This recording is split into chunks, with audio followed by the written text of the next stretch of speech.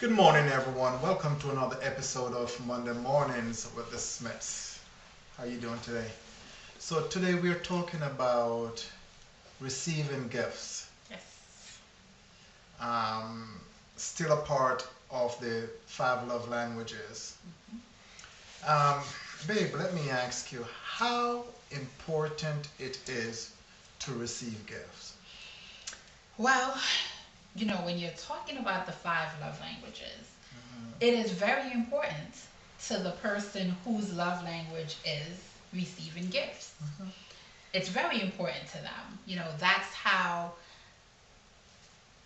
That's how they feel loved. That's how they feel that their spouse knows them, understands them, cares about them, appreciates them. So for the person whose love language is receiving gifts, Mm. it's extremely, extremely important.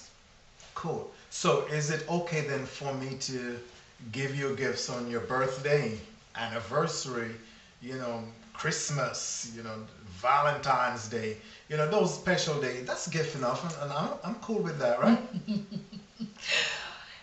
Well, for the person whose love language is receiving gifts, Uh-huh.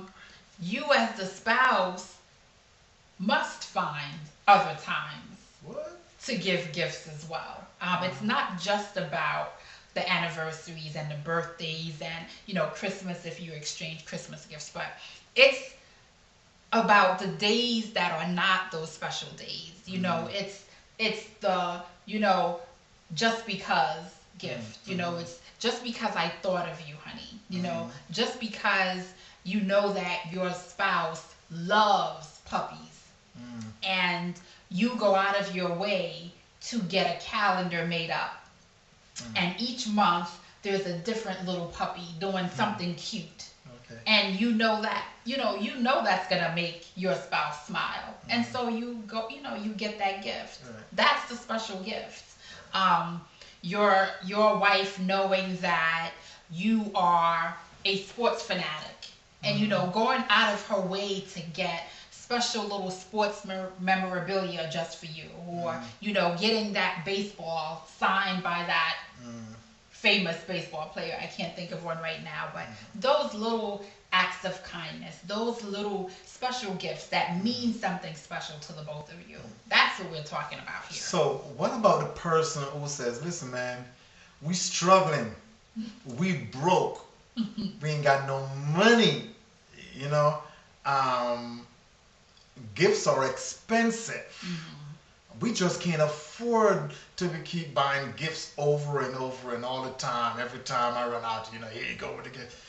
How do we take care of that part, but at the same time wanting to make our spouse happy? See, whenever people hear receiving gifts, they automatically think expensive gift. It doesn't have to be an expensive gift. Listen, you may be struggling. You may not have the funds to go out and buy a lavish gift, but you know what? Go to the dollar store. Maybe your spouse is a writer and enjoys writing. You can go to the dollar store, you can get a journal, you can get a special pen. There's so many things that you can get. If you're a crafty person, you can make something. Even if you're not crafty, imagine the joy on your spouse's face to see, it might not be perfectly, Laid put out. together or laid out, but to know that you took the time to think about them and to sit there and try to make something for them, so that's really what we're talking about. We're not talking about the expensive gifts. We're talking about things that come from the heart that will touch your spouse's heart.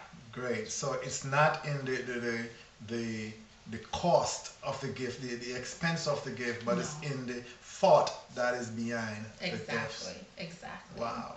So you're saying that if I'm walking down the street and I can legally pick a rose from a garden and said, man, the yellow in this rose reminds me of something about you, and I pick that rose and I should bring that rose home to you, is the thought behind that rose, that yellow rose that comes. Absolutely. Absolutely.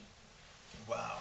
So it is very important then, I'm hearing from you that, for that spouse that you know love receiving gifts, you as the other spouse, your purpose is to keep giving that gifts.